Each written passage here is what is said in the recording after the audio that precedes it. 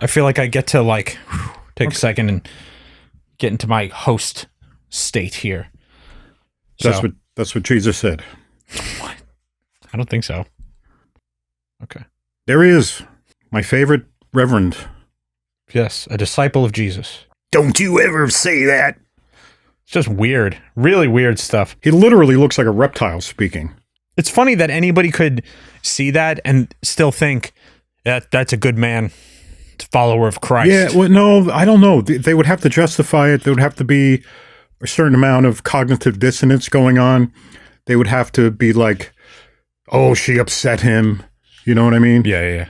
Something like that. He's rebuking the devil when he's speaking to her with righteous I know, but anger. those smiles he does.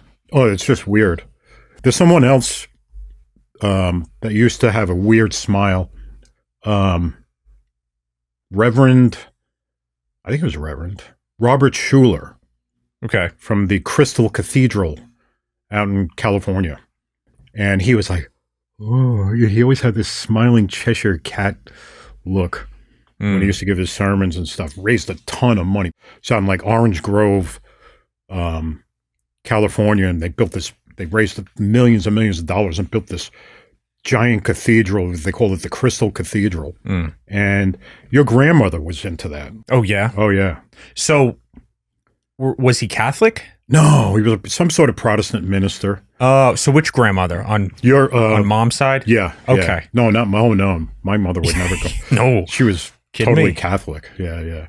Oh, his favorite saying was, Jesus loves you, and so do I.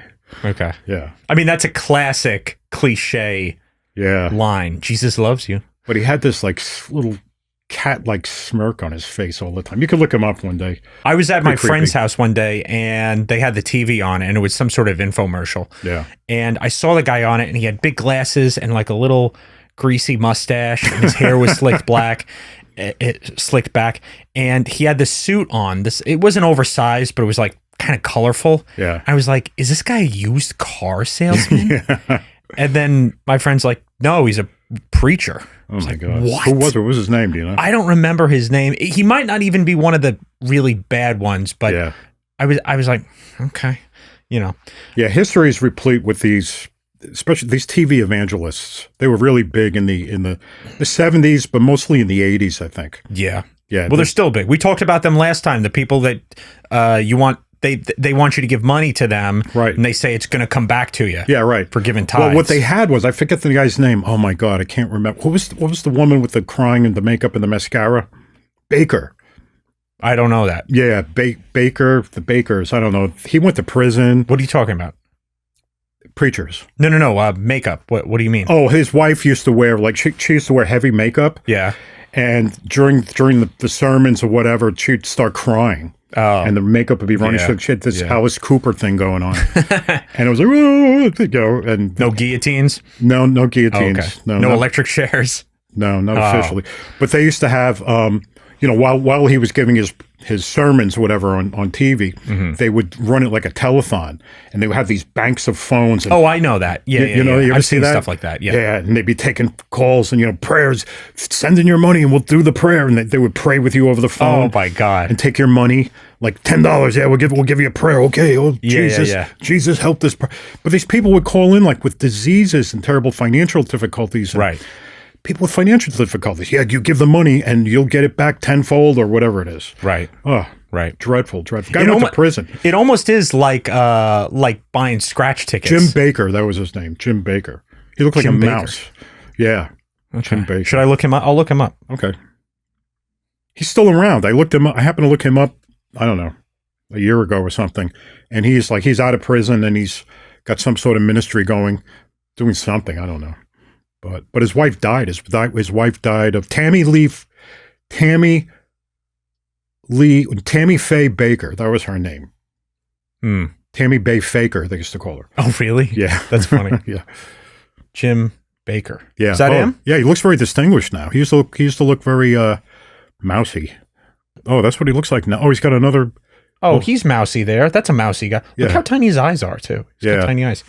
He's got a new hot blonde with him now to take phone calls and money. Maybe for your age, that's a hot blonde. I don't know. Well, I can't see her very clearly from here. Okay. She's probably half my age.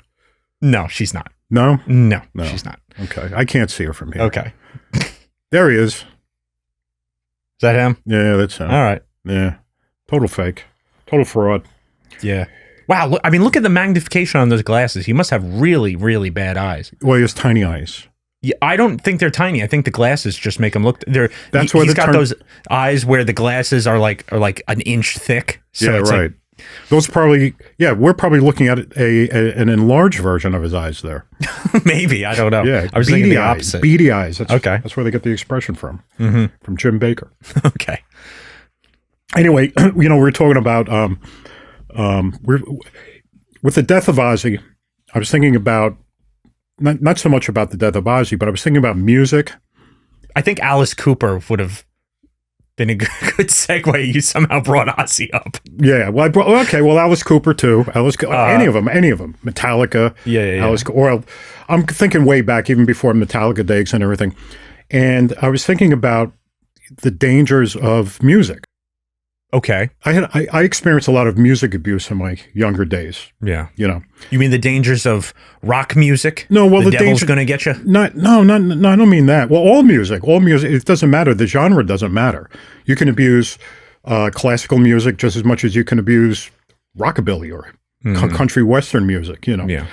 But, we all... I feel abused when I hear country music, actually. Some country music is good. There's good. I like...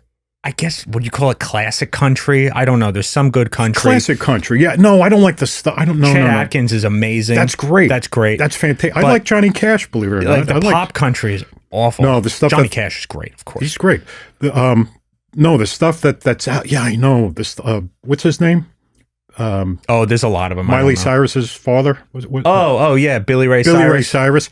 I didn't like his stuff either. Like but that's good compared to what exists now. I guess. Honestly, I don't know. There's a lot of stuff that they try to make money on it. So there's a lot of like crossover, style of music. They try to get it to play on. Well, there's Taylor Swift, and she was country. And she had her whole thing was like she's just a girl and her guitar. Yeah, right. And she had that acoustic guitar. Yeah. And now she just does pop music. I mean, it's not country at all anymore. It's not even close. But the thing is that music you can abuse music. Okay. You can abuse it and it becomes very dangerous. And, if you take like the whole idea is, and Ozzy, it goes back to Ozzy because the Prince of Darkness and heavy metal is thought to be, dangerous, right? You got the devil's triad, the diminished chord, whatever it is, whatever they call it. Okay. Diminished. Seventh. I know what you're talking about. Fifth? I don't remember. Yeah. So, it sounds very spooky, very eerie. Yeah, sure. And we like it, but it's like, is it a tool of the devil? Is music a tool of the devil? And the answer to that, in my experience, not just an opinion, but my experience is yes. Music is a tool of the devil. Mm-hmm. Absolutely, 100% without a doubt. It doesn't matter what kind. It could be Beethoven or Mozart or Bach or it could be the Rolling Stones, Alice Cooper, Ozzy Osbourne, the Prince of Darkness. Who'd you mention? Taylor Swift. Taylor Swift is the devil's music. No doubt about it. How do you know? Yeah. Well, because people abuse it. People abuse it. So food, sex, alcohol, these are all tools of the devil if you misuse them, if you abuse them. And have you ever abused music, in your opinion? I was into music more probably in around middle school, 5th grade, right. 6th grade, right. 7th grade. Yeah. But then into high school, I kind of fell out of listening to a lot of music. Right. So, but I did listen to music a lot when I was a kid. When you were a kid. Yeah. It's a drug. It becomes a drug. Absolutely. Mm-hmm. I used to listen to, I don't belong to a gym anymore. I have a gym at the house, but when I used to go to the gym, I would put on, I had my little iPod or sure. whatever it was I had, MP3 player, and I would put that on and I would crank up Metallica because it would be so exciting. It would get the adrenaline going. Yeah. It touches things in your brain the way, frankly, the way food does, the way sex does, the way, even the way alcohol does. Mm-hmm. It does things to you. The thing is, that if you develop a love for any of those things, it becomes your God. And even like celebrities, they become your God. They become your drug dealer. Okay. And music can be, it's a communication device, right? It opens up the psyche. Sure. It lets people, I mean, what is a songwriter and a musician but somebody who's got beliefs and ideas and he wants to tell you about them? Yeah. I mean, that's the way it should be. Yeah. But what happens is it reaches a point where you don't just like music because it's entertainment. There's an enjoyment involved with music, just like there's an enjoyment involved in a slice of apple pie. But if you start to just abuse the apple pie to feel better all the time, to alter your mood, Yeah. it becomes something that you're abusing, Right. and it starts to rule you. And then the baker becomes your god, or the provider, the songwriter becomes your god. Mm-hmm. And there are songwriters and there are musicians who know that, and they use that and they abuse that. Okay. And I was thinking, like, who's a good example right now would be Bruce Springsteen. Bruce Springsteen knows that. I've never been a fan of Bruce Springsteen. Yeah. I don't get it. I don't get riding motorcycles through the swamps in New Jersey. I don't get it. Okay. But I've never identified with that. We didn't like New Jersey. Anything having to do with Jersey when you grew up in the Bronx. Is like, I think he was too mainstream for you. Probably. But I knew a lot of people who were very much into. Chris Christie is into Bruce Springsteen. Oh, great. He was devastated when Bruce Springsteen spoke out against his political party or whatever. Right? Oh, yeah. Yeah, he didn't want him. I guess he didn't want Chris Christie as a governor or president at the time. He was running for president. But there's a difference between liking something and then it converts into a love of something. Right? Well, what do you mean? What do you mean, Bruce? Why did you bring up Bruce Springsteen? I brought up Bruce Springsteen because Bruce Springsteen has been lately, anyway. I don't think he was always this way. He uses his stage platform to push politics all the time. Oh, sure, he's doing that. I mean, a lot of musicians do. A lot of them do, and they know that they have that voice, they have those ideas, and they're using it to hook people into their. Because they have people who worship them, and you can implant ideas. You take somebody like who doesn't do that. Would be I use him as an example all the time. Would be like Paul McCartney. Mm-hmm. Now Paul McCartney, come on, we know he's left leaning. Oh yeah, he's got to be a big lib, of course, 100%. But his music is neutral. He's not pushing politics all the time. He doesn't seem to. I mean, he doesn't make any big statements or anything like that.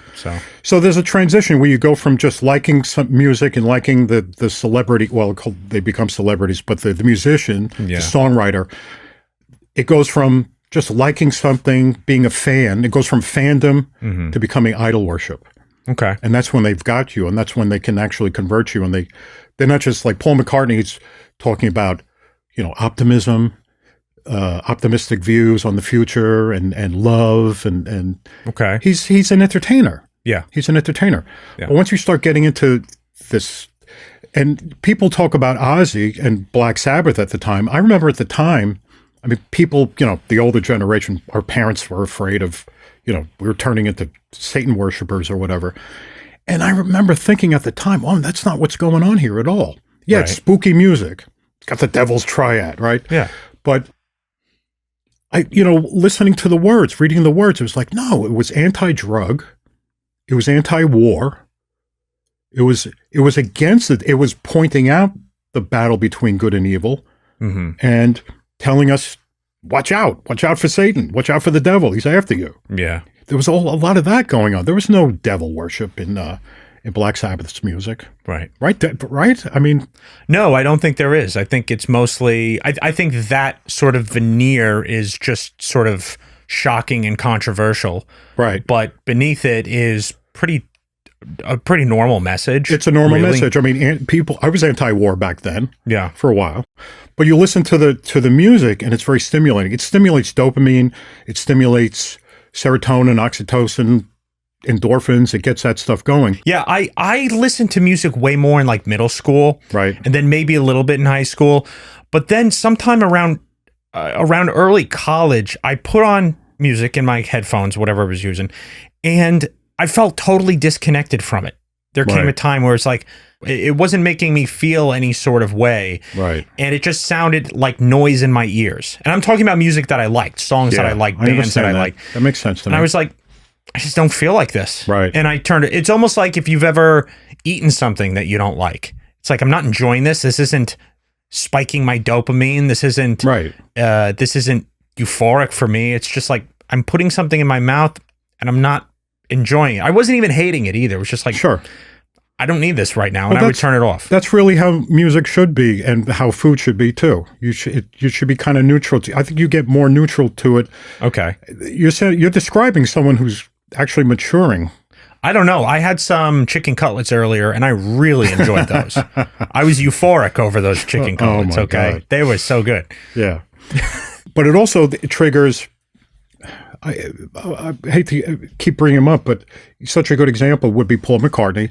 I watched or I read an interview with him a number of years ago, and he was talking about, people love interviewing Beatles, right? And talking about how they came up with these ideas and everything. And he was telling a story about how someone one time told him, look, he was writing all these silly little love songs, whatever. And someone said, people like sad songs. Okay. And he said, really? He said, yeah, they like sad songs. So he started to write some sad stuff, like Eleanor Rigby, right? That's a sad song. Right. And what's another one? Long and Winding Road, I guess, probably. Maybe. Kind of sad. So, and they were big hits, and people do love that. They love to get their emotions stirred up. They love to get lifted, but they love to get sad sometimes, too. It's kind of weird. That is weird. Because it stirs up memories. Music can stir up memories. Yeah. And the sound, it's not even the lyrics, though. It's the sound, the chords, the changing chords. Sure. You go from, I think what happens is you go from, let's say, from a major note to a minor that you don't expect. And it gets you. There are songs that you can listen to. I forget what song by them, but I remember having a reaction to a Beatles song one time that I wasn't even listening to the words, but I think it was Golden Slumbers, maybe. Okay.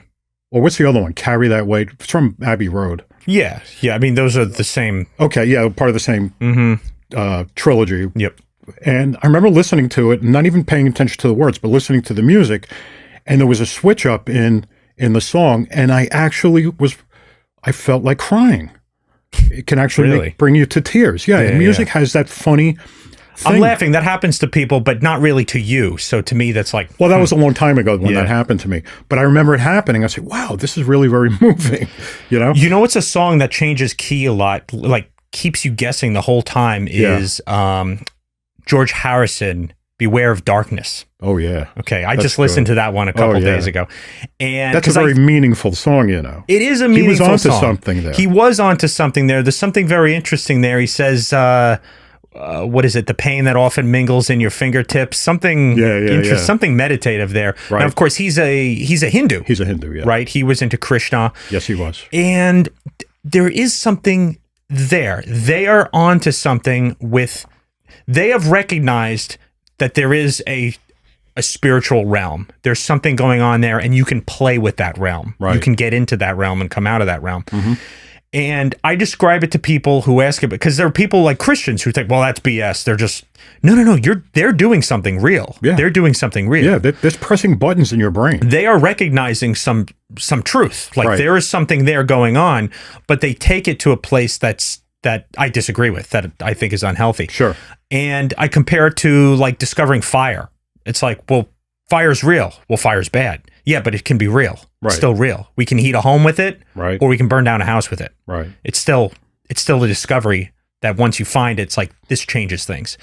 So to me, what they do, they take it in a direction that's no good, because you can abuse that discovery. This is the point. And I used to listen to it.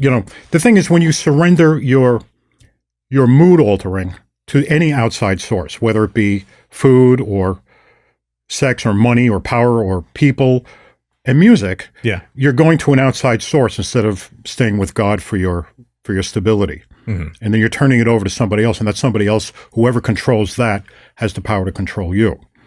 And that's where the danger lies in music. Yeah. And I still listen to music. I do. Yeah, I do. Especially if I play guitar. If I'm working out, Not probably very well. half the time. Yeah. I'm working out, I'm listening to music. The other half is podcasts and radio shows and stuff like that. Right. But Yeah, you know what I get though? I get, and this is comes to thoughts and ideas in your head. I get things stuck in my head, and I don't realize Like the music. Yes, Yeah, and I right. don't realize they're there Yeah, sometimes. yeah.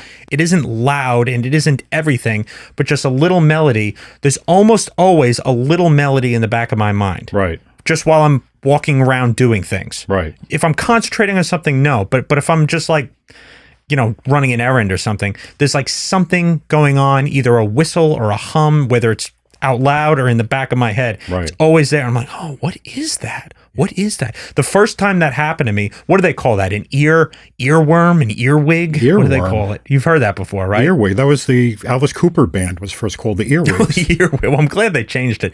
But do you know that's what they call it, right? Something stuck An in your earwig, head. yeah, it crawls into your ear. It's like a parasite, it's like- I guess.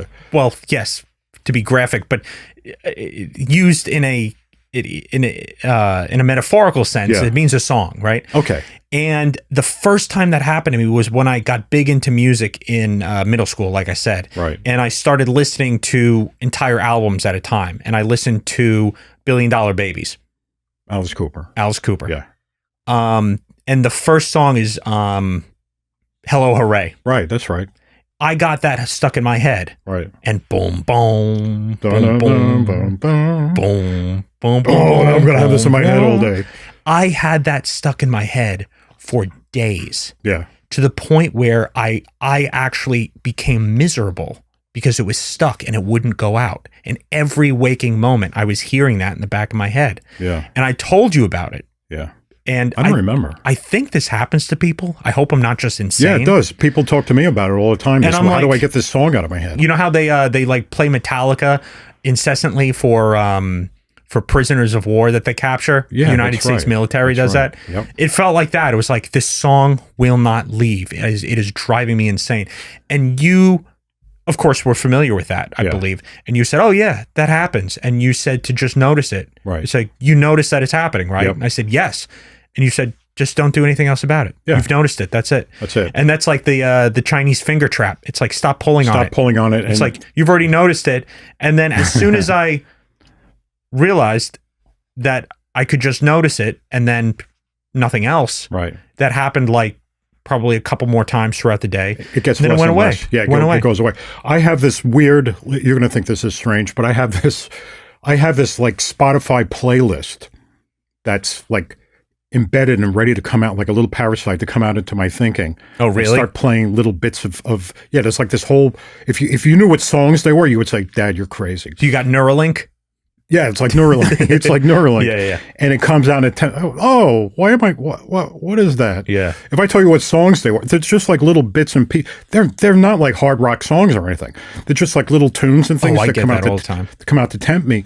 And I just step back and I look at it. They're Mm-hmm. all meant to distract me from whatever it is that I'm putting my mind. It's a total distract. I've had it not lately, but I've had it where I wake up in the morning with the song in my head. Oh no. Yeah, it's That's like terrible. Like I'm waking up, like, oh, the alarms. I hear the train a coming. It's rolling around the bend.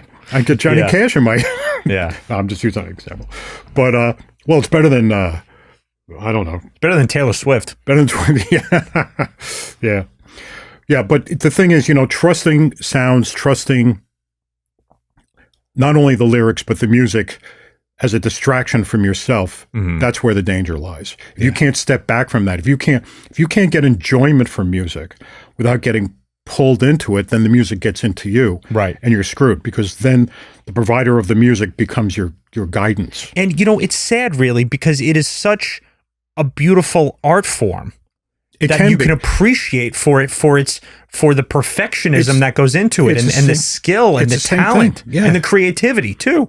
It's like you have Paul McCartney. The interesting thing about him is that he says that he just comes up with these melodies. Right. People are like, how do you write these? Yeah. He never studied music theory. Right. That's his creativity. His Mm-hmm. creativity is melodies. He comes up with melodies that are really catchy, and he doesn't know how or why. He just always was able to. And of course, then he coupled that with the work that went into it, because Yeah. he became basically a music perfectionist.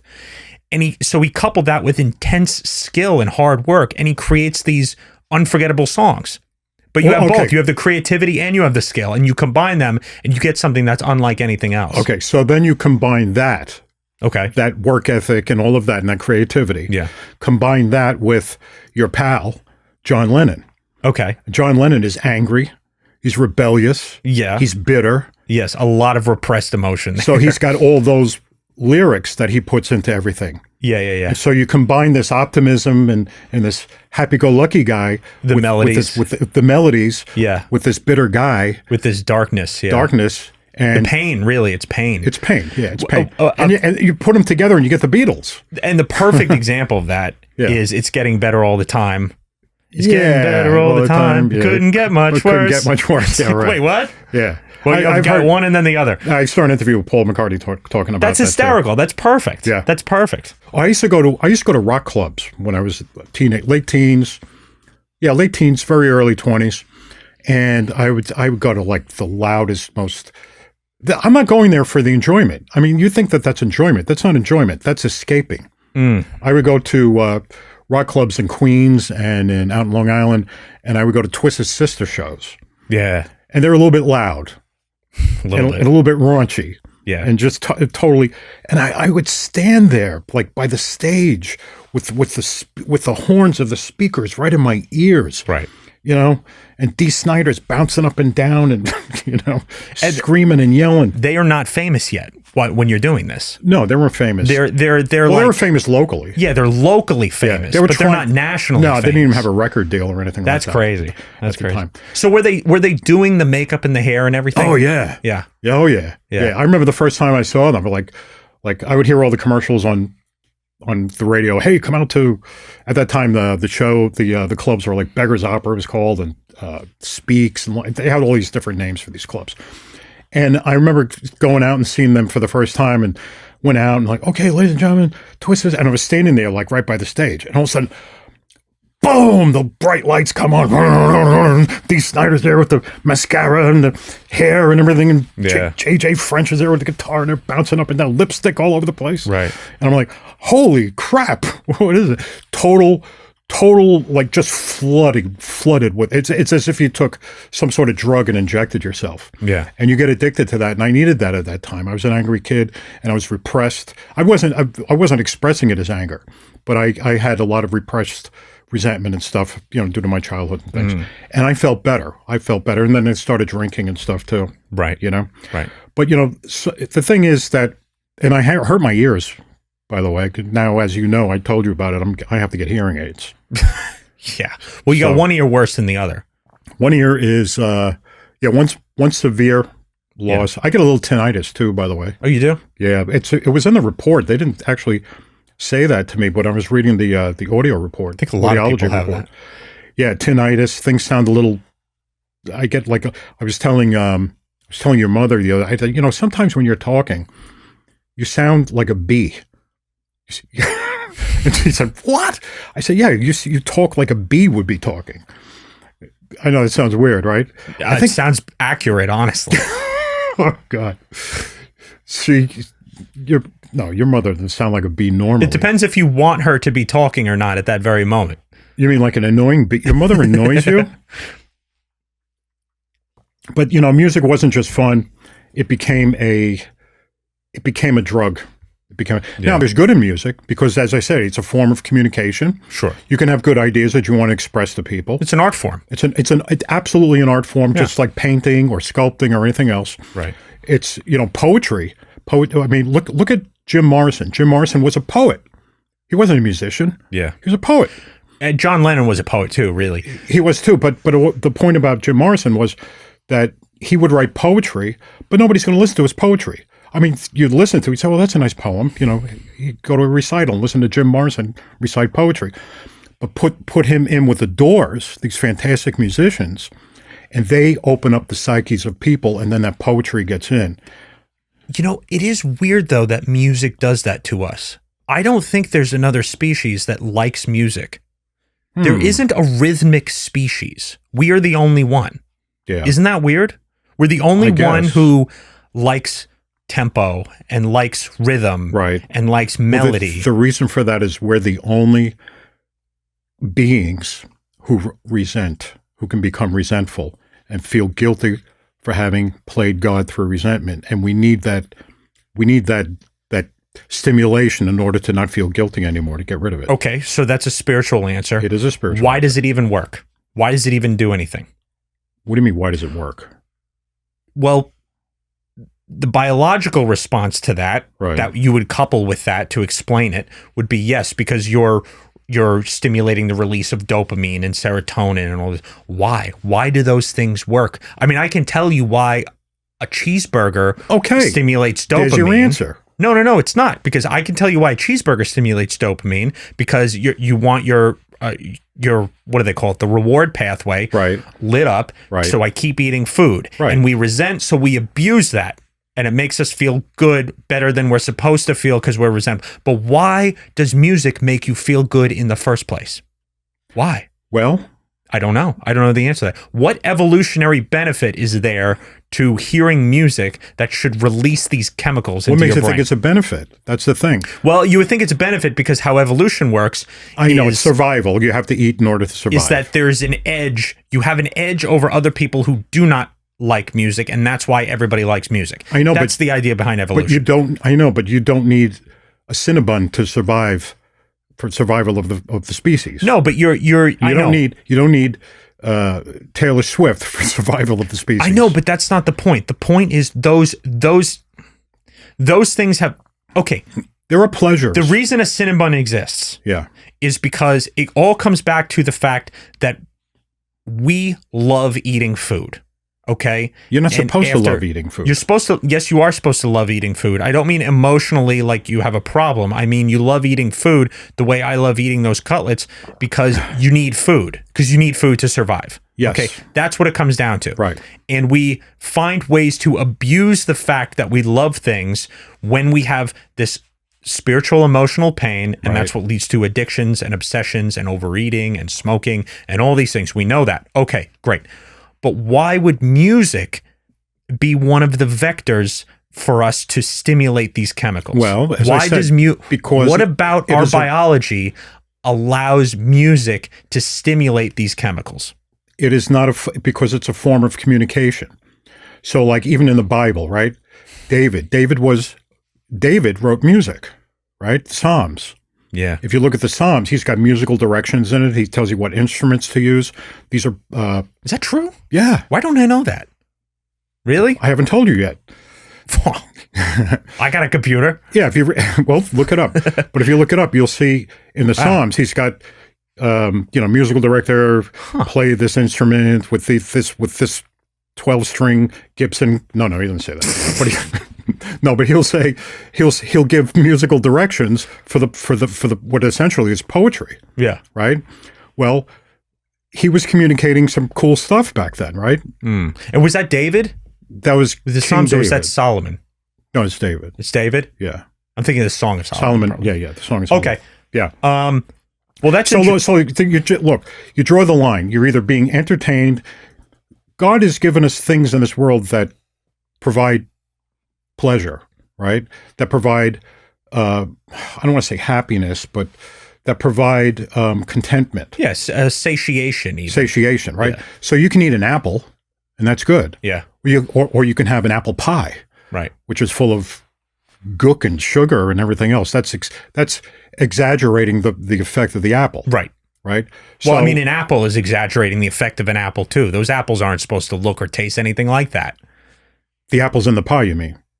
No, the apple in real life. That thing's genetically modified. That apple isn't supposed to be this big, beautiful, tasty, sugary fruit. That's supposed to be some little thing that grows on a tree that you taste and you go, ugh, but you eat it because you're about to die. I mean, Eve did not hand Adam a Granny Smith? No, nor a Macintosh. It might have been a Macintosh. Those are pretty nasty. Yeah. But no, the point is that those are cultivated over time. So those aren't natural either. Right? The way apples work, the way most fruit works, and I'm sure you're familiar with this because you used to sell fruit, is most fruit, and this is why you have so many crab apple trees and nasty fruit, is that you can't just take the seed of an apple and plant it and expect an apple tree to pop up that's the same breed of apple. They have to take a tree that produces tasty fruit take a sprig off of it, a twig, and graft it onto another tree and allow that twig to grow into a tree. Yes. Right. So that's grafting. Right. And they do that because the way pollination works, just like it's similar to humans in that, like, you know, if we wanted to reproduce you, right, we couldn't just get a random woman. You did. You got mom and you got me, right? Yeah. Well, if you wanted another copy of you and you got me, you'd be really disappointed. Do you understand what I'm saying? I'm not as sweet. So, do you get what I'm saying? No. Okay. The apple is a seed. It gets pollinated. Yeah, right. Okay. It gets pollinated by bees and insects who transfer the pollen. Yeah. And you end up with a tree from this. So that seed is pollinated. Yeah. You plant that tree. You don't get an exact copy of the apple tree you got it from. Okay. You get a mix, just like you get a mix with a person. Yeah. You don't get duplicate apple trees. Okay. So if you get an apple that tastes good, you can't plant that seed and think you're going to get an apple tree that tastes the same with fruit that tastes the same. Why not? Because you're combining the DNA of different apple trees. Okay. Okay. And you're getting a combination. Oh, I see. So it's only a clone. Okay, so it's only the right combination works. Only one combination works. Right. And the only way to continue that is to simply graft. If you use seeds, you'll end up with different combos, just like how humans reproduce. We don't get exact copies of humans. Right. So that's why, like the Haas avocado, that's a great example. You know the Haas avocado, right? That's the one that everybody buys. It tastes great. It's creamy, it's sweet, whatever. I don't like avocados, so I don't eat them. That came about by accident.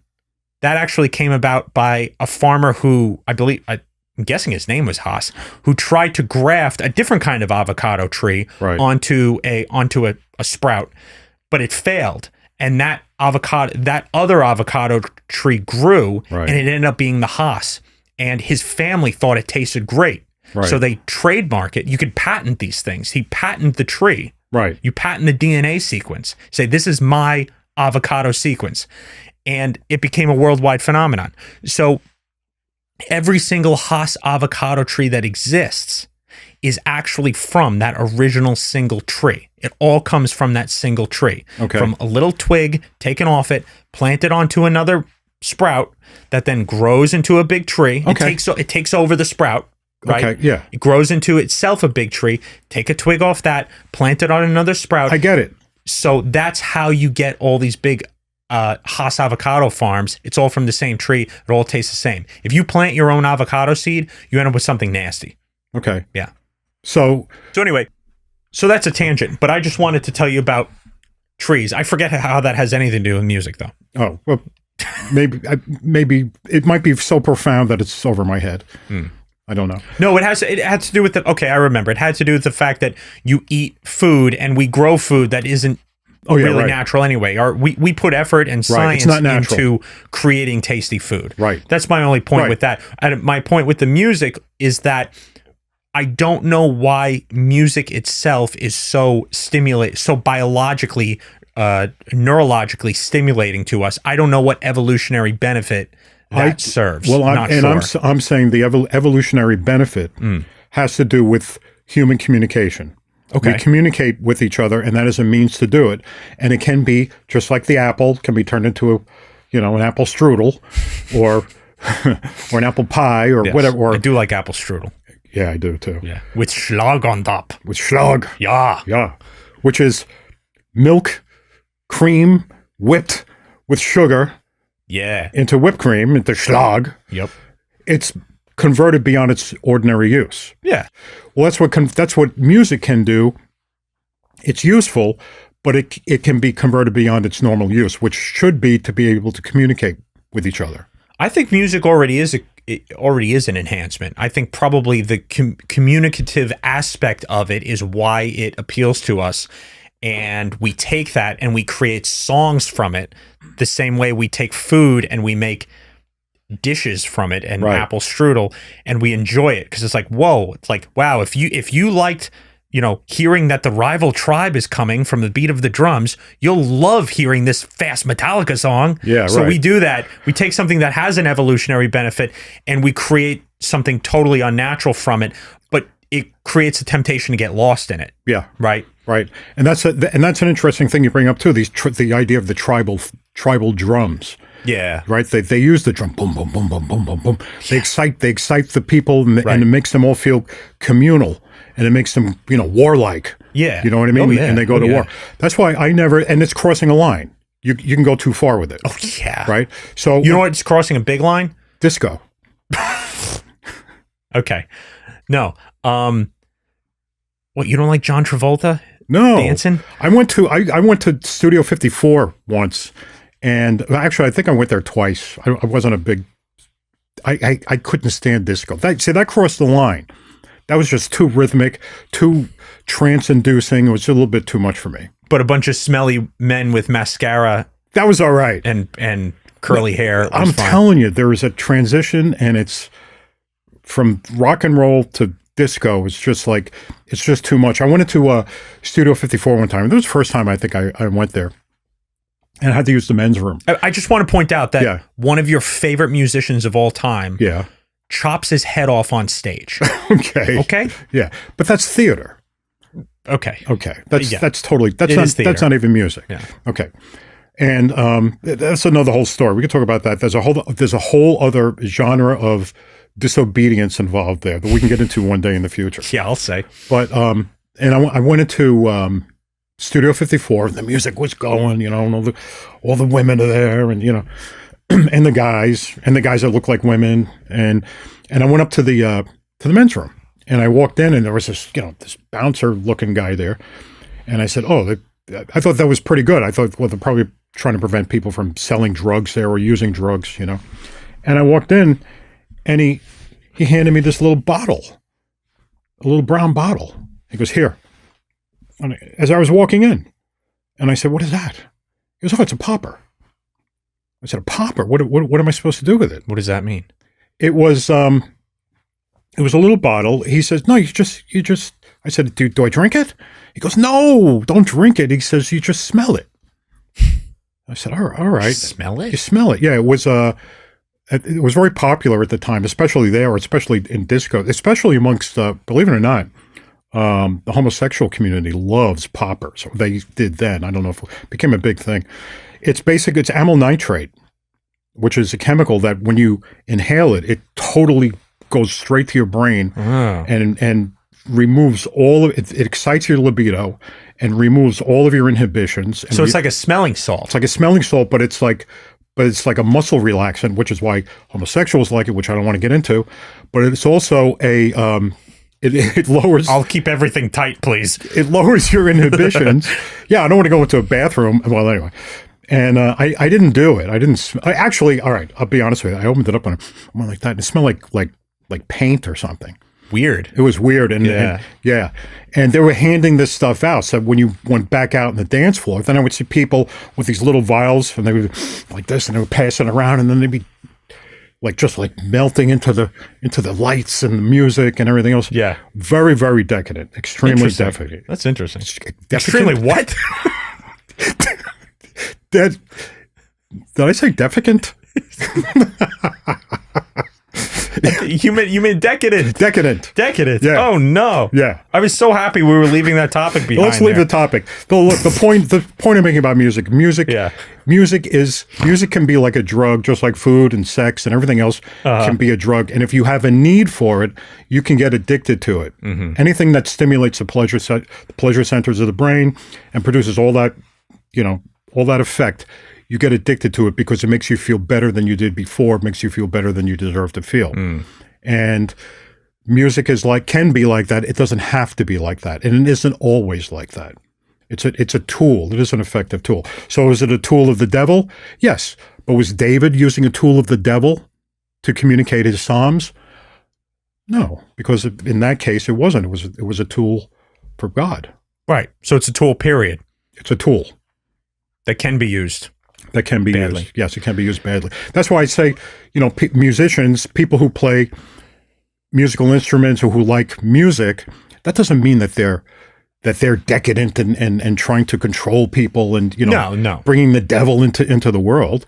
You can actually play music. I play music. I play it out of curiosity, and out of it's just interesting now that I have this healthier view of music that I hear how different notes have different effects and different things, different chords have different. Yeah. You know, and I am not a musician, but I am curious about it, so that's why I do it. Yeah. Okay. Okay. Yeah. All right. I know you had something you wanted to talk about, but I wanted to mention something too. Yeah, sure. You said you were going to bring up a subject, and you weren't going to tell me what it was. And I said, I'm going to bring up a subject, and I'm not going to tell you what it is. And then we sort of hinted at each other. Was it have to do with Cape Cod? And you said yes. And I said, well, mine does too. I said, well, what if it's the same thing? Yeah. Okay, so I'm going to bring it up. And we both were reminded of our own respective subjects while on the beach. Right, we were taking our business walk on the beach. So that makes me think it might be the same. Okay. Go ahead, share. You ready? Yeah. All right, jellyfish. Mine is about jellyfish. Moon jellies. Mine is about moon jellyfish. I knew it. Mine is about moon jellyfish. Well, now we don't have to talk about it. there are these moon jellyfish, right? Yeah. A moon jellyfish. There it is. Here, check it out. Scientists are studying the mystery of the jellyfish that stings people on Cape Cod and nowhere else. Now, they do sting, and they're big too. I thought that we were seeing these little tiny jellyfish all over the place. beach. Yeah, and I had never seen them like that before.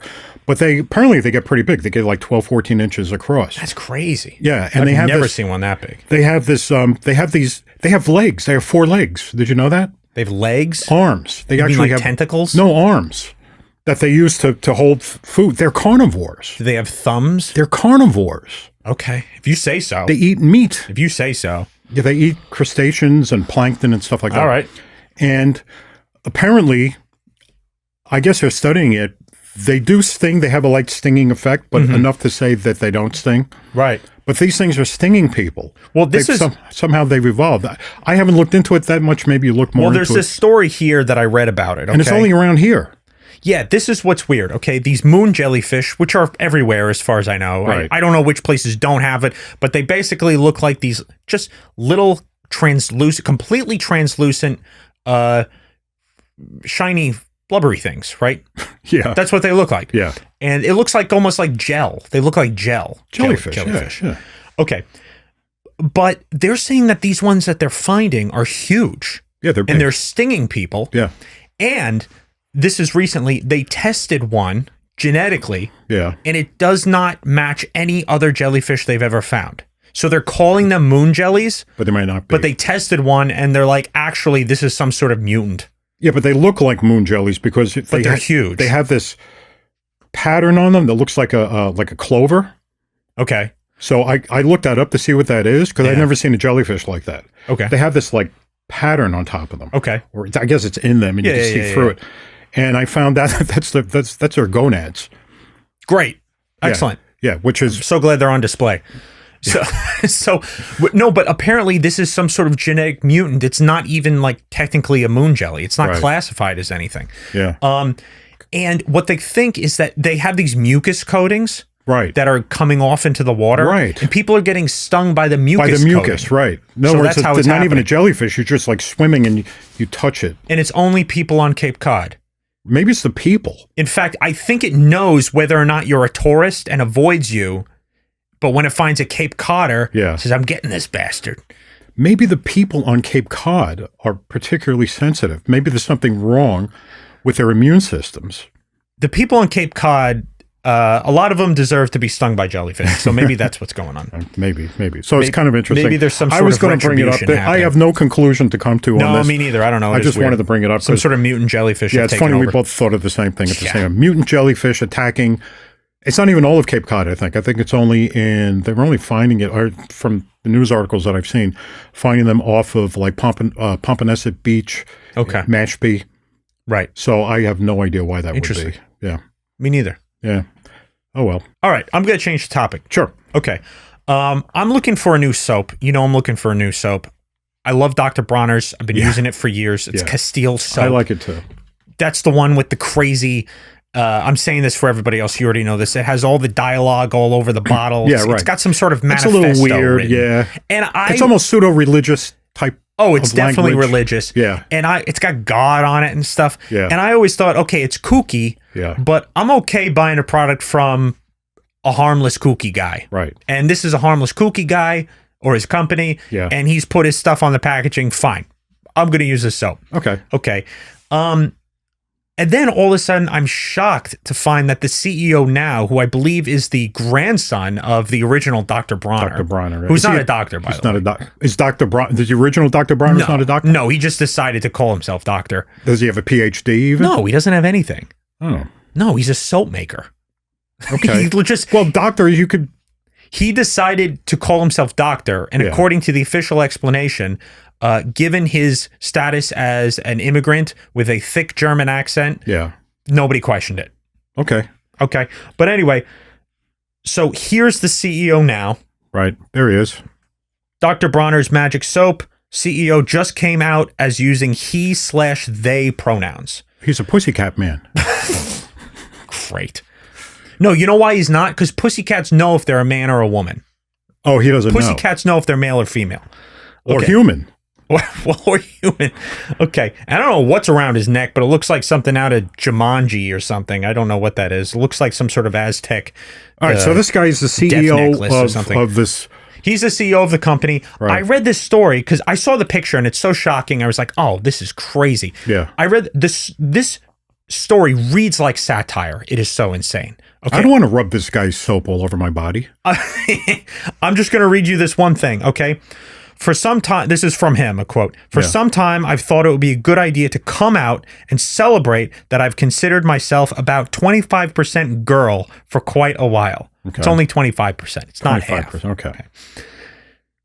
They added, being him, he's they, so they added that they were in denial about this until, quote, a dramatic LSD and MDMA mediated initiation into spirit world in Amsterdam in a gay trance club called Mazo in the winter of 95.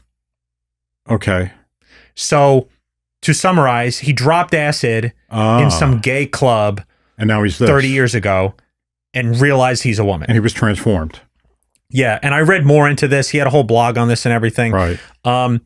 He has a wife who apparently went traveling around Asia and actually had what it sounds like are erotic experiences in Asia without him. If they were married? Girlfriend at the time. Oh, okay. Made him extremely jealous, which he admits. He became very jealous. He looks like the jealous type. But after his experience with psychedelics, he realized that his jealousy was actually his fragile male ego. As she went around liberating mankind, he was busy holding her back. So he accepted her experiences. Yeah. And I don't know what they were, but I saw the word erotic used. Right.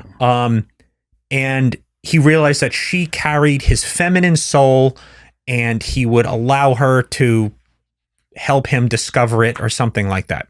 So he realized he was partly a woman and not fully man, and that's the problem with the world, and the problem with him is that he was being too masculine. Maybe he drank the soap.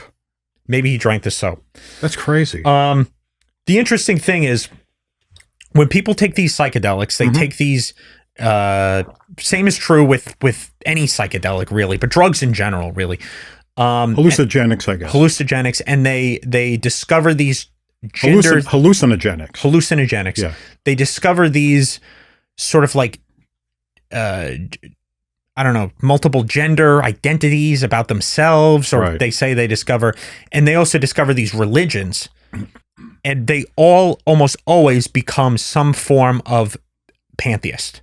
Almost always. Yeah. They become a pantheist, which means God is everywhere. Right. Which means you're part of God too. Right. That's what they discover. They all come back to that conclusion. With the same message. It's amazing. Yeah. So here's the same message. That's a lot of people. There's no coincidence that once people do this, they transform into these non-dualistic faiths. Yeah, they all lack do. of faiths, really. They all do. Yeah. So and I had a feeling that he had done that because my experience is anybody who does this comes to the conclusion like we are all God. Yeah. You are God. I am God. We're all God. So I found this blog post by him and I took a look at it, and his discovery was this. I can't read that. I know. I'm going to read it out. I'm just trying to find it. Okay. That's okay. There it is. Okay.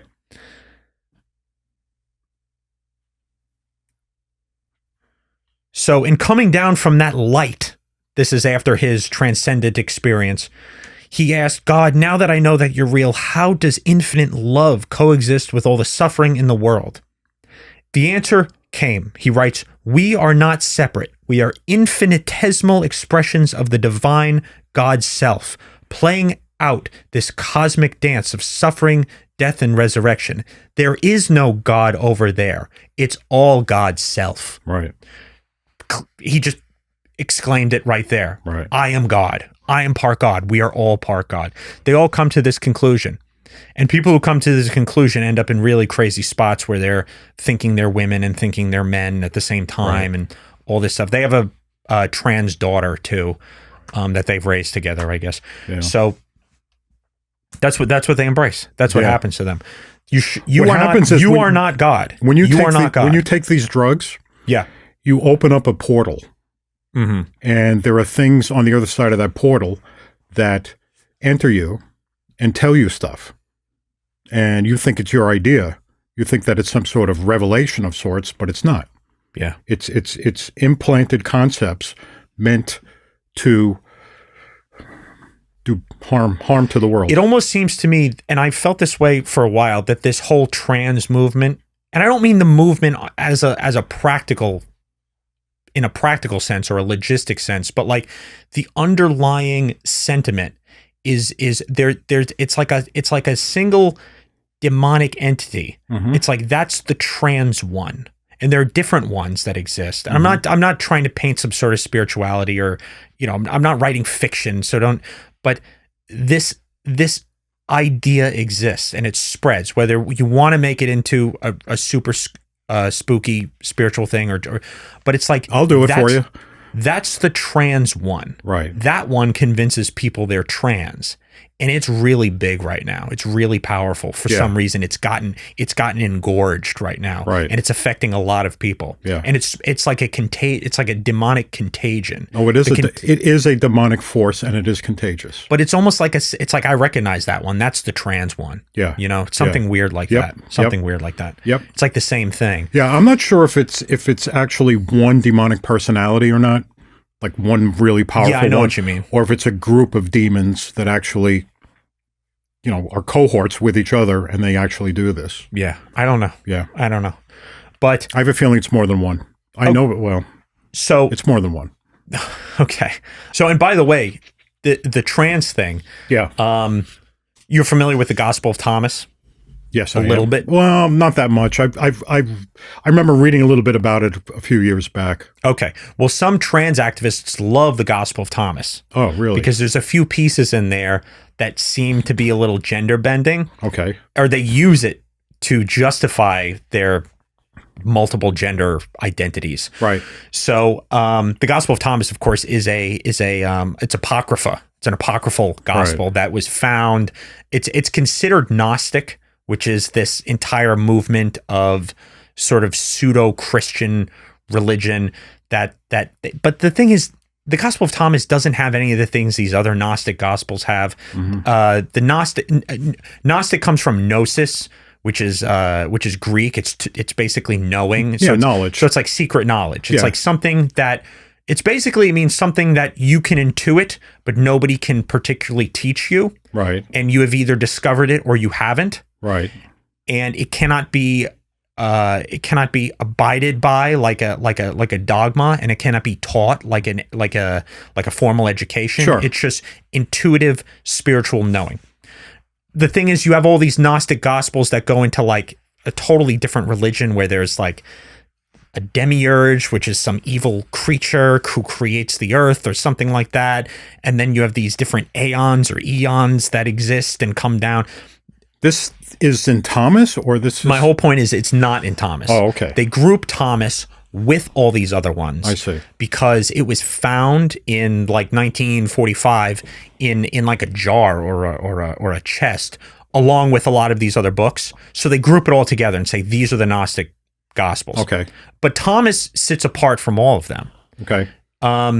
Because Thomas is much older than all of these other Gnostic Gospels. Thomas is, as it turns out, Thomas is really old. But let me go into the gender thing first. Okay. So the last Thomas is a list of sayings that are attributed to Right, Jesus. sayings, right. It's like 114 sayings. Okay. And the 114th saying gets a lot of play, especially by trans people who love it, Yeah. and by Christians who use it as proof that Thomas is crazy and not a real gospel. Right. Okay. So I'm going to read it to you. Okay. Ready? Yeah. Okay. Simon Peter said to them, so this is the Apostle Peter, right? Right. Let Mary Magdalen, let Mary go out from among us, for women are not worthy of life. And Jesus said, look, I will lead her, that I may make her male, in order that she too may become a living spirit resembling you males. For every woman who makes herself male will enter the kingdom of heaven. So there you go. That's what it says. So trans people are like, yes, they like that. Like, Jesus loves me. Okay, well, there could be truth in that. That's the thing. When I hear that, Yeah. I don't think gender bending. No. I immediately It's not sexual. understand exactly what that might mean. It's not sexual. It doesn't sound sexual at all. No, it doesn't. It sounds like They convert this into penises and vaginas already. yeah, they make it sexual. They Yeah. make it sexual. A lot of Christians who read this don't see it as a pro-trans or pro gender bending thing. They see it as, no, you're returning to which is exactly right, actually. You're returning to the pre-fallen state when you say that. You're saying you have Adam. From Adam came Eve. Right. And from Eve came the temptation and then the fall. And she tempted Adam. Right. You're saying Jesus is reversing that by saying she's going to become male the way that the male spirit is meant to exist in the garden as in perfect union with God. You're going to reverse the fall. So that's what essentially that's what is being said here. You're returning to well, it's returning back to God, which is paternal. Right, which is a paternal relationship. Right. And, has nothing to do with masculinity and femininity. I mean, here's the thing. You can be feminine, but have a paternal spirit. And by the way, this could even be said with some truth and also with tongue-in-cheek a little bit. Right. I say to my sister when she's particularly emotional or freaking out, a little neurotic about something, which all women are, more than men, on average. It's emotional. It's emotion. Yeah. And I'll say, hey, be a man, will you? Yeah. And I'm kidding because, of course, I don't want her to be a man. Right. But I would like her to center herself and like a man would. like a man could do better than a woman can. Right. Why men are supposed to lead women. And that's what I mean when I say that. And I totally get what that saying means. Right. In fact, I relate to it more than I disagree with it. That makes sense? Yes. And I don't see it as a pro-trans thing at all. At all. No, of course not. But a lot of trans people are like, look, so Jesus they would loved love trans that. people. Yeah. Yeah. Well, one of the things with Tom, there was a story, I'm going to paraphrase the story that I remember. This actually goes very much to what you were just saying. There was, it's one of the sayings. Okay. I know the sayings are like these short little snippets. Some of them are a little questionable too. I don't know. Yeah. See, that's the thing that I didn't quite, I read Thomas and I saw because something I looked up one day and it came to Thomas and I thought, oh, this is cool. Where did this come from? And I looked into it, but then I read the rest of it and it was kind of hinky, some of Okay. it, some of it. Yeah. And it could be translated different ways. And I said, I know why, the Catholic Church really wasn't into this. Yeah. It's either very poorly written or just translated from different bits and pieces that it just didn't pan out. Well, I can give well. you some history on that too, and what we know and what we don't know. But there was one story that I remember in there. One of the sayings was it was long though. It was a story about Thomas, and he's with who are the other Matthew and John might have been John. Simon, but was it Peter Simon? It's Simon Peter. Simon Peter. Yeah. And Thomas and Matthew. They're having a conversation with Jesus. Yeah. And Jesus asks them, compare me to other people, compare me to somebody and tell me who I'm like. Right. And one of the answers, I think it was Simon Peter said, well, you're like a righteous angel. Okay. And and Matthew says, well, I see you as being like a prophet or like a wonderful teacher. Mm-hmm. Or a rabbi. Rabbi. Yeah, teacher, rabbi. And then he asks Thomas, what do you say? And Thomas is like, my mouth doesn't even work. Yeah. I there's no way I can comparison. No comparison. I can't compare. But he prefaced it by calling him rabbi, by calling him master. Yeah. And Jesus rebuked him for that. He says, I'm not your master. I'm not your teacher. Ah. And he says, basically he tells him that you have taken the information that I've given you and you have learned it. Okay. And that's why you can't say it. Oh. Like that. Yeah. You know? Well, so what is your conclusion? Okay, so after that, he takes, I'm paraphrasing it. Somebody can look this up. You can look this up. I wish I had it exactly. But he takes Thomas aside and he tells him three things. I don't know if it was 3 words or 3 concepts or 3 ideas, but he tells him 3 things and he comes back and the other guys go, what'd he say? What'd he tell you? Yeah. He says, if I told you one of the things he told me, you would pick up rocks and you would try to stone me. And those rocks would burst into flames and consume you. It says that part too? Yeah. Oh, that's weird. So like people try to interpret that. I don't like to interpret Bible. I like to see it for what it is. I have heard somebody discuss that. Interpret that. And, you know, to me, it's very clear that there's different things that you can derive out of that.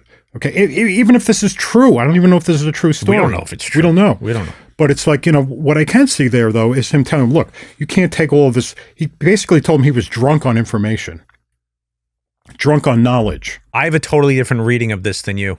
Okay. Totally different. And he basically tells him, look, you've been drunk. You've gotten drunk on my words. Yeah. And he tells him, and he won't repeat it to the guys, and which tells me, it's like, he told him the truth. And people who tell the truth are castigated by other people and they want to destroy them. And converting that into modern times, it's sort of like, if you tell the truth, you get debanked, you get censored, you get canceled. People want to kill you for telling you the truth. Interesting. So he wouldn't do it. I have a totally different understanding of that. Go ahead. Because I know that one in particular. Okay, you do. And okay. That's the only one I remember. Now this is already tampered.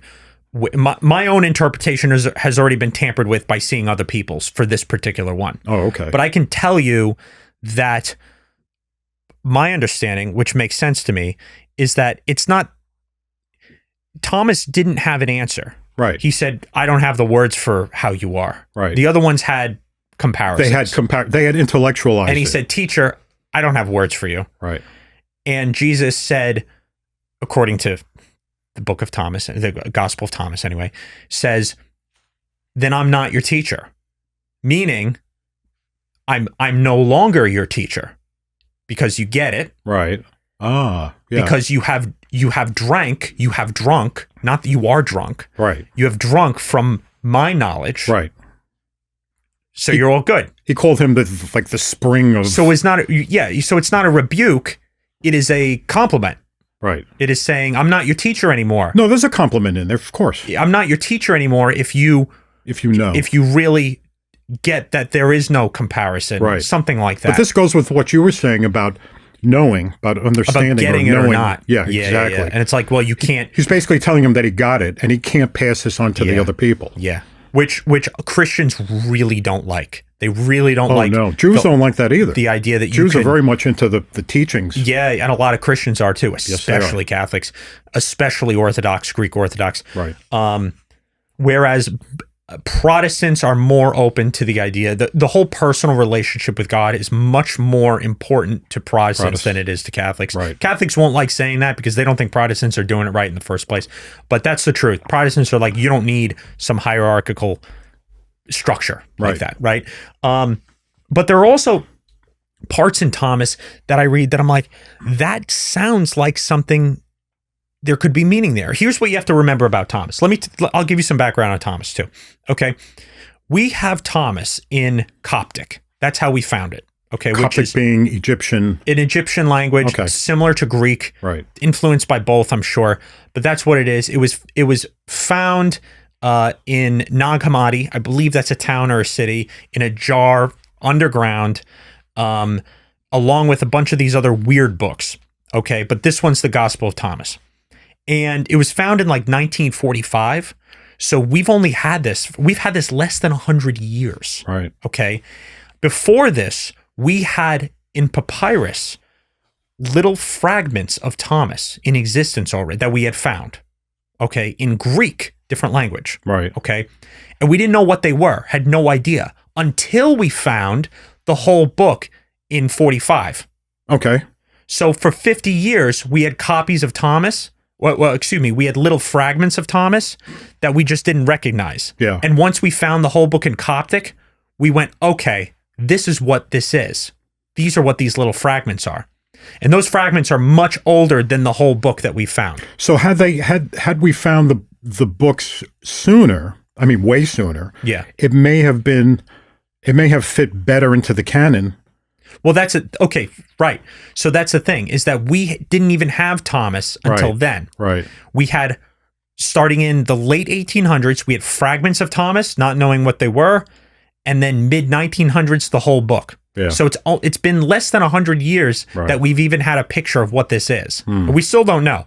Those papyrus fragments date as far back as the first, as the second century. So the hundreds. Okay, we're only in less than 200 years after Jesus was born. Right. Okay, is when some of these fragments date back to. So Thomas is really, really old. It's older than these other Gnostic gospels that exist. That I'm anxious to ask you something about Thomas. You asked me something. Let me show you this story though, real quick. Okay. Okay. So check this out. And this really blew my mind. Okay. What evangelical scholars found looking at a tiny piece of papyrus. There it is right there. Yeah. That's the piece. Okay. That's not all of Thomas. No. But my whole point is we've been finding little fragments for over 100 years now. Okay. Not knowing what they were until we found the whole book. Right. An older copy or a newer copy, but still. Okay. This fragment is not just Thomas. And this is found in 2023, identified. Okay. Found before that, but figured out in 2023. It is Mark, Luke, and Thomas on one piece of paper, on one piece of papyrus. That is like revolutionary, because now we have Thomas not just as some document in and of itself apart from these. I see. We have it from one of the oldest pieces of biblical papyrus we've ever found, dating to the second century, with the synoptic gospels, the canonical gospels on it. So we have them all together. At some point, they were all printed together in only less than 200 years after Jesus lived. Right. That is, to me, that is like earth-shattering. So because Christian that places news. Thomas there? Not only does it place it written around the same time as the other gospels, Yeah. it has it on the same paper as the other gospels. I see. On Yeah. the same paper. Right. Somebody wrote them together. Right. Not the same author, but somebody transcribed these on the same document. So to me, that's like, okay, Thomas was way more important than we're giving it credit. Sure. Okay. There's some Christian tradition, early Christian tradition, probably including people who may have even known Christ or knew about him at least, second, third hand, who knows, that read and learned the Gospel of Thomas. That's what this means. I had a flashback when you were talking about Thomas. Yeah. As to why I ever even became interested in him in the first place. Yes. And maybe, I don't know if you have more quotes, if we have I more. have a couple that are more interesting. saying. Yeah. There was one in particular that made me actually seek it out, where he was talking about light, an inner light Yeah. being inside of us. Yeah. And I'll look, I don't have it. Do you have anything like that? I probably do. Let me just finish off what I was saying with a slight disclaimer that we don't know that the Gospel of Thomas in full is on this papyrus, but we do have something unique to Thomas on that papyrus, meaning that some of the sayings that are in Thomas, at least, were transcribed with the other Gospels. That's the point. Okay. Thomas, by the same people. Well, we can imagine the same person wrote these three gospels on this papyrus, right? Okay. Or the same group. But yeah, so what I'm it was saying neglected. It was left out by accident. Well, what I'm saying is Thomas, like this Gospel of Thomas from start to end that we have, Right. is probably not the only version of it that ever existed. Okay. And these older fragments we're finding are obviously at least the influence for Thomas, if that makes sense. Yeah. It's like, whoa. There are quotes here attributed to Jesus that are probably real, in my opinion, that we don't fully know or understand, that are probably in Thomas. Yeah. Now, it doesn't mean Thomas doesn't include things that are totally made up. Right. The one we have from start to finish Right. from the 3rd century or wherever, or 4th century, whenever it was written, but whenever it's transcribed in Coptic. Yeah. So let me read this one. Okay. So I got some light ones for you. Okay. Because those are particularly interesting to me too, especially with non-contemplative meditation and the way it works. Sure. Here's 24. His disciples said to him, "Show us the place where you are, since it is necessary for us to seek it." He said to them, "Whoever has ears, let him hear. There is light within a man of light, and he lights up the whole world. If he does not shine, he is darkness." Or has darkness, or some version of that. Right. Remember, this is Coptic translated into English. Right. So there are plenty of different ways to translate and then interpret this. That's the one I was talking about. Yeah. So there's light within a man of light. Right. And if he doesn't have light, he is dark. He is dark. Yeah. Okay. So Which, of course, that is the light within. Of course, there's that one really great one. I think it's in Luke. It might be it's in a couple of them, the Synoptic Gospels, where it says, Synoptic? Is that the right word? Yeah, synoptic. Synoptic means it's everyone but John for whatever reason. I forget what it means exactly, but it's Mark, Matthew, and Luke are the Synoptic Gospels, and then John's a different category. Yeah. But it's his eye filled with light. If his eye is filled with light, his whole body is filled with light. Something like that. Yeah, maybe that was the one I'm thinking. And if not, he's in darkness. He's in darkness. And that's a bad place to be. Right. That's what it says. Right? Yeah. Not exactly, but you get the idea. Yep. Here's another interesting one. So these pantheist, oneness, non-duality people like Thomas for that gender stuff. Yeah. They also love it for a few of the sayings where it says when the two become one. They think that means oneness. When the two become one, you will find the kingdom, something like that. I don't know if those are real. I'm not sure what they mean, to be completely honest. But there is this one. I'm going to summarize the first part. They asked, well, okay, wait a minute. Two become one. This could be talking about consciousness and unconsciousness. Okay. Anyway, so go ahead. Okay. Go ahead. Jesus said, if they say to you, where did you come from? And I believe he's talking to his disciples is the idea at this point. Say to them, we came from the light, the place where the light came into being on its own accord and established itself and became manifest throughout their image. Okay. So we came from the light. If they say to you, is it you? Meaning, are you the light? Are you this wonderful being? Right. Say, we are its children. We are the elect of the living Father. Okay. Okay. Children of God. Children of God. Right. We are the Father's elect, meaning it has been given to us. We are from the light. Right. Okay. That is a rebuke of non-duality. That's a rebuke of you are God, we are all God. Well, sure it is. It's saying if they ask you, are you this wonderful being, this wonderful existence? Right. Say, no, we are the Father's children. Father's children. That's to me, it's the opposite of that's non-duality. The opposite. That's the opposite. Sure. And that's in the Gospel of Thomas. Well, people like to cherry pick. The other one that's interesting, and this one is almost, I don't know what it is. I'll just read it. Jesus said, and again, these translations, we don't really know what they mean. Mm-hmm. It's like, I'm about to use the word images. Is it images? Is it visioned? We don't know what it means, but we translate it. Okay. Jesus said, the images are revealed to man, and the light which is in them is hidden in the image of the light of the Father. There's like so many ofs, and in this, it's like, I don't know what's in what. It can be a little confusing. Yeah. Then he says, he will reveal himself. The Father will reveal himself, and his image will be hidden by his light. A little confusing. A little confusing. Yeah. But the Father will reveal himself. Right. Will you see him? Not directly. Right. He will be hidden by his light. Sure. Just saying. A little weird. Yeah. Little weird. Yeah. There's some other weird ones in Thomas that I really am not sure about, but some of those are really interesting to me. Some of them I read and I'm like, I get that right away. I get it right away. The gender one at the end is one of them. That's a piece of cake. That's a piece of cake. It's like, yeah, of course, you want her to, you're going to teach her how to be. Right. Jesus is going to teach her how to be. The woman gets, he's the man. we all have to get back to the Father. We all have to get back return to to the God. Father. But the woman has to go through the man. Through the man to get back to the Father. back to the Father. And in this case, the man. That's all that means. The man Yeah. is Jesus. That's right. Right. Jesus is the man. Jesus is the man. Yeah. So anyway, I thought some of those quotes were interesting. Yeah, those are really interesting. I'm going to look at those more now. Now you got my interest. But remember, like I said, this full copy we have is from like the 3rd century. Yeah.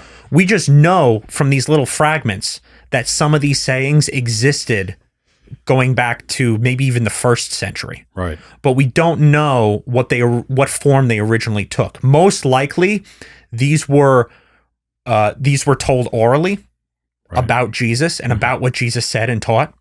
Here's the thing. People don't like gnosis. Let me just say this. People don't like gnosis. They don't like this idea. And I'm not a fan of what these Gnostic Gospels teach. They're really weird stuff. This idea that you become some sort of almost sorcerer. It's no good. But the canonical Gospels do say this. Said, he did not speak to them without parable, the crowds. Right. Right? But privately to his own disciples, he explained everything.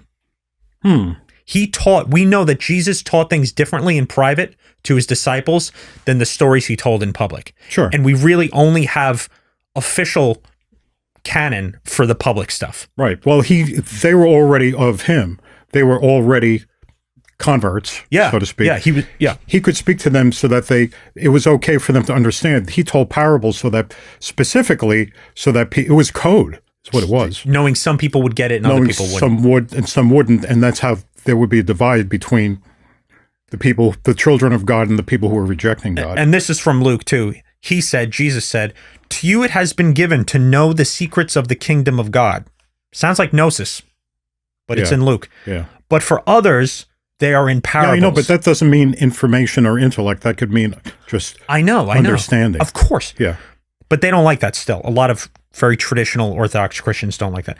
But for others, they are in parables, the secrets of the kingdom of God.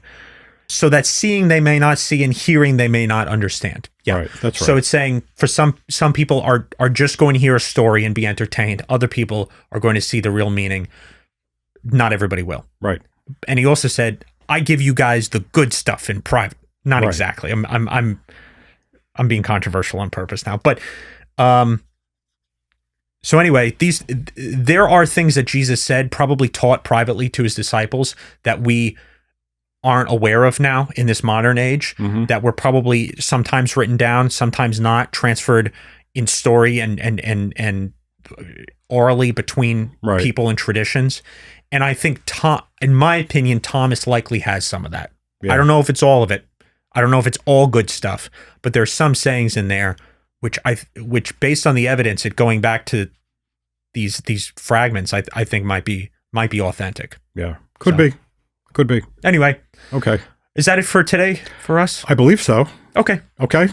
All right, we're done. Till next time. Cool. All right, bye.